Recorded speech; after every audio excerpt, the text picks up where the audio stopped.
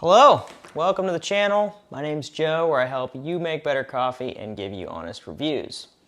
Sorry, I'm trying to do a couple of things at one time. I don't have a camera person today, so I am, running and gunning a little bit. But anyways, today we are reviewing Klatch coffee, world's best.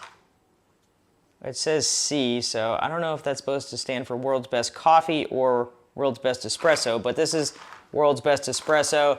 It has a lot of accolades and things like that. It says it's got sweet dark chocolate, orange citrus, and berry.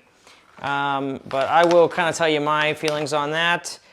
But it has actually been rated and graded by a few different by different bodies, whatever.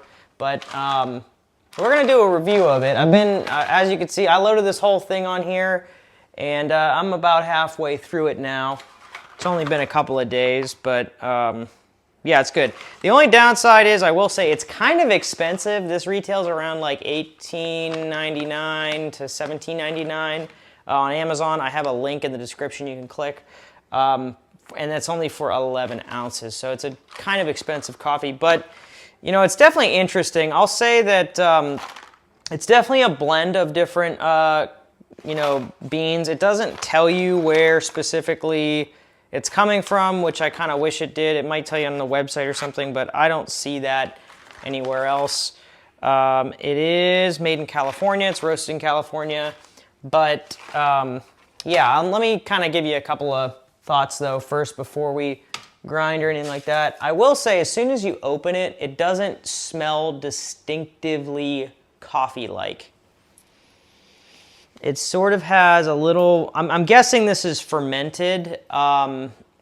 It has some of that fermented, at least some of the coffee is probably fermented in here. When you grind it too, it has some of that sort of the citrusy funk of a fermented coffee. If you haven't had it before, you might not know what I'm talking about, but almost kombucha-like is sort of a way I could sort of describe it. Not quite, but Okay, so let's go. And it's it's kind of like a medium dark roast. It's not like super, super dark or super, super light, which makes sense for espresso. Let's clean this portafilter out. Let me run some water through it.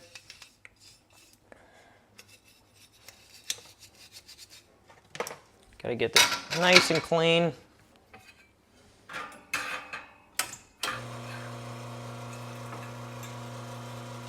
I have been I just replaced my shower screen. If you haven't been on any of my videos, I did a shower screen replacement video, and I've been liking the new one a lot. It is an IMS precision filter shower screen, and I've been enjoying it.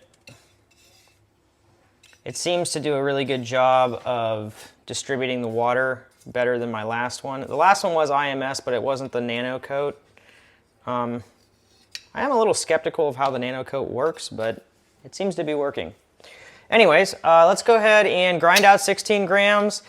I will say one thing about this is I've been having to go a lot coarser on this coffee than I have with other coffee, which is kind of interesting. Let's see if there's a roast date on here. Yeah, it does have a roast date of 9/5, so this is not very old, just a few weeks. Yeah, and here's where that smell comes out.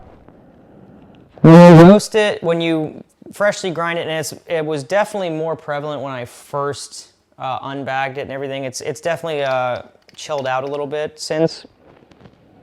It's definitely still there though. It's almost like a tart berry smell. But yeah, as always too, leave a comment in the live chat. I'll definitely answer any questions you might have. Or if you're watching this after, leave it in the comments below. I'm gonna go ahead and do a WDT here, kind of get the clumps out. The Eureka is pretty good at not having super big clumps, but there's still some. It's not quite as good as some of the the new DF lines with the plasma blaster. So I do WDT on that. Really nice coffee bed here.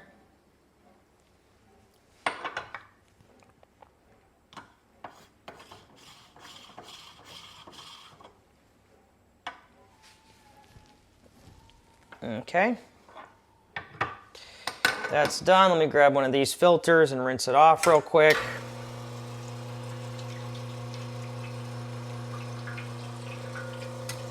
Okay. Got pretty hot there. All right, that is good to go.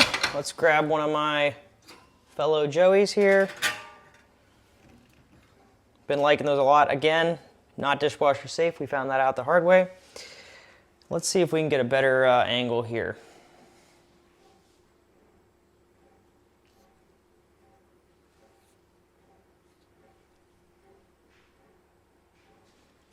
All right, so we're gonna see if we can get a better angle for the bottomless. Let me see if I can get anywhere closer here. Sorry about this. They're doing live streams and you're just trying to get what you can here. Okay, not bad. That's not too bad of an angle. All right, let's do this.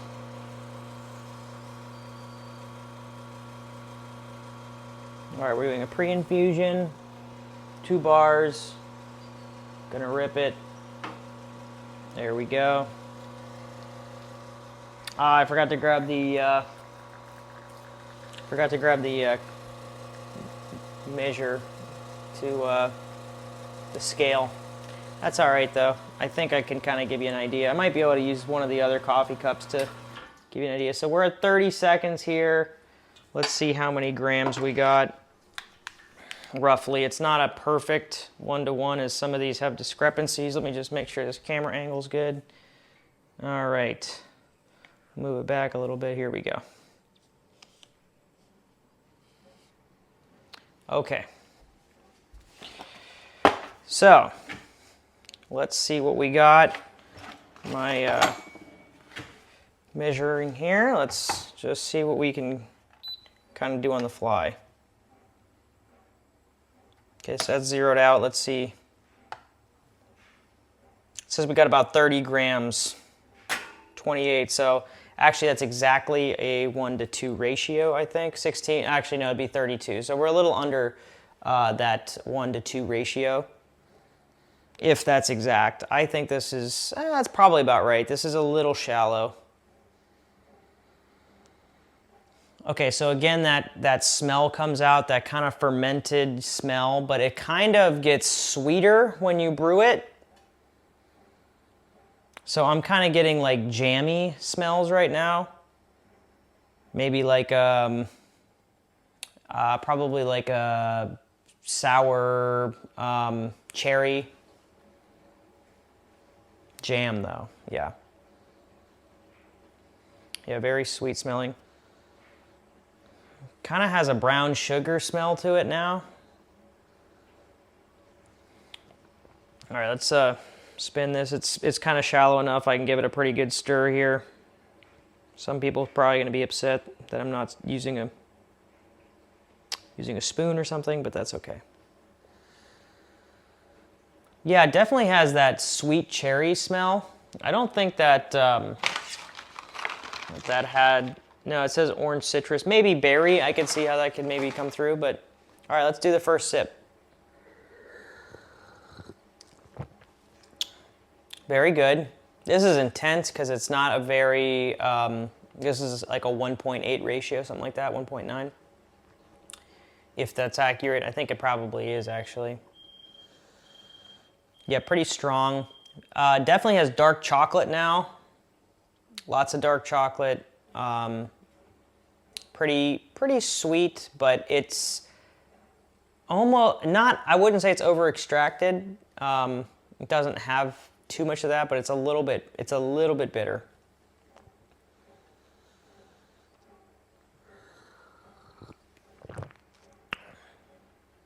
Yeah, overall it's pretty good. I don't think this is the world's best coffee, or espresso. I think it's very good, but it's not the best I've ever had. I've had better espresso before.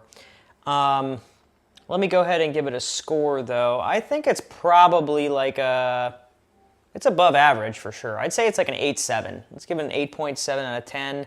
I've had better stuff. I've had stuff from Good Brothers that's actually better than this. I've had stuff from Stumptown that's really great.